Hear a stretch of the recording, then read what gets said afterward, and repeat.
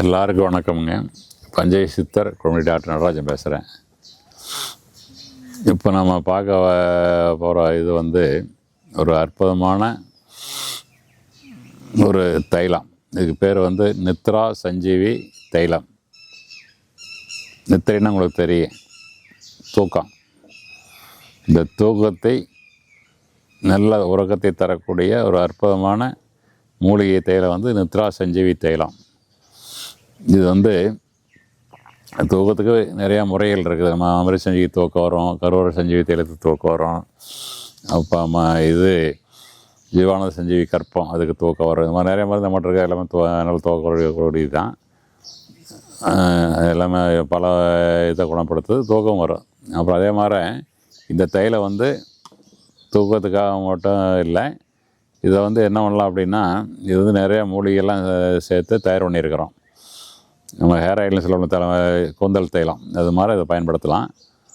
இது ஆண்களாக இருந்தாலும் சரி, பெண்களாக இருந்தாலும் சரி, குளிச்சதுக்கப்புறம் தலையை நல்லா ஈரம்லாம் காய வச்சுட்டு சும்மா ஒரு 20 சொட்டு போதும். நல்லா ஸ்ப்ரெட்டிங் ஆகும், நல்லா பரவும். அதனால் தேய்ச்சோம்னா அதே போதும். ஒரு கையெல்லாம் தேய்க்க வேண்டியதில்லை. குளிச்ச முறை தலையை தோட்டிட்டு தேய்ச்சிக்கலாம். அப்புறம் ஆண்களாக இருந்ததுன்னா 2 நேரம் கூட குளிக்கலாம். காலையில் ஒருக்கா குளித்து தேய்க்கலாம், சாயங்காலம் ஒருக்கா எல்லா வேலையும் முடிச்சுட்டு நீங்கள் சாப்பிட்றதுக்கு முன்னாடி குளிக்கலாம். பனி காலத்தில், மழை காலத்தில் வெந்நீரில் குளிக்கலாம், வெயில் காலத்தில் குழந்தையில் குளிக்கலாம். குளிச்சுட்டு சும்மா 10-20 சொட்டு, தலை முடி கம்மியாக சொட்டையாதுன்னா 10 சொட்டே போதும். தேய்ச்சி விட்டிங்கன்னா என்ன பண்ணுது அப்படின்னா, மூளை குளிர்ச்சி பண்ணிடுது. மூளை குளிர்ச்சி பண்ணி மனசு அமைதியாகிடுது. நல்லா ஆழ்ந்த தூக்கம் வருது, நல்ல தூக்கம் வருது. அப்புறம் இரண்டாவது இது மூளை குளிர்ச்சி ஆகிறபோது என்ன பண்ணுது அப்படின்னா, கண்ணும் குளிர்ச்சி ஆயிடுது, கண் எரிச்சல் நல்லாயிருது, கண் பார்வை தெளிவாக வருது. அப்புறம் பின்னாடி இது கழுத்தெல்லாம் வலிக்கல, இந்த கழுத்து வலியெல்லாம் போயிடுது.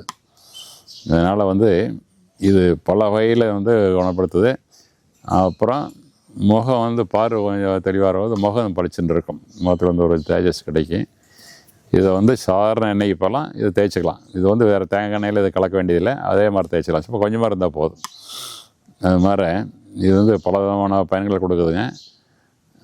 அதனால் இந்த எண்ணெய் நம்ம மற்ற எண்ணெய்க்கு வரலாம். இதை சும்மா தேய்ச்சா போதும், தலைக்கு மட்டும் தேய்ச்சா போதும். இதுக்கே நல்லா தூக்கம் வரும்.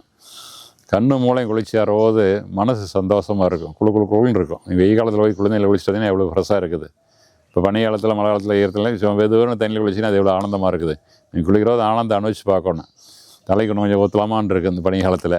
வெயில் காலத்தில் பச்சை தண்ணியை குளிச்சுட்டே இருக்கலாம், சவர திறந்து அடியில் வந்துக்கலான்னு இருக்குது. ஆற்றுல கிணத்துல குளத்துலாம் குளிச்சுலாம் கொஞ்சம் நேரம் தண்ணிக்குள்ளேயே இருக்கலாம்னு ஆசையாக இருக்கேன். அந்த ஆனந்தம் அனுபவிச்சவங்களுக்கு தான் தெரியும், அனுபவிச்சு பழகணும். பாத்ரூம்லேயே குளிச்சு பெரிய இதில் நகரத்தில் இருக்கிறவங்களாம் நரக வாழ்க்கை தான். இந்த சுகமான அனுபவங்கள்லாம் கிடைக்காது. அது மாதிரி இதை போட்டு நல்லா இது பண்ணோம்னா குழந்தையிலேருந்து பெரியவங்களுக்கு எல்லாத்துக்கும் தலை தேய்ச்சிக்கலாம். கண் பார்வையெல்லாம் தெளிவாக வரும்போது கண்ணாடி போட வேண்டியதில்லை, நல்லாயிருக்கும். கண் எரிச்சல் இருக்குது, கண்ணெலாம் சூடாயிரும். என்ன காரணம்னா, நம்ம டிவி நிறையா பார்க்குறோம், செல்ஃபோனை நிறையா பார்த்துக்கிட்டே இருக்கிறோம். ரேடியேஷன்லாம் கண்ணுக்குள்ளே வர்றபோது மூளையும் கண்ணுக்குள்ளே இது உஷ்ணமாயிருது, வெப்பமாயிருது. அப்போ அதெல்லாம் இது சரி பண்ணுறதுக்கு இதை பயன்படுத்தலாம். அதனால் நீங்கள் எல்லோரும் இதை பயன்படுத்தி எளிமையான முறையில் உடம்பு ஆரோக்கியம் வச்சுக்கலாம். நன்றி, வணக்கம்.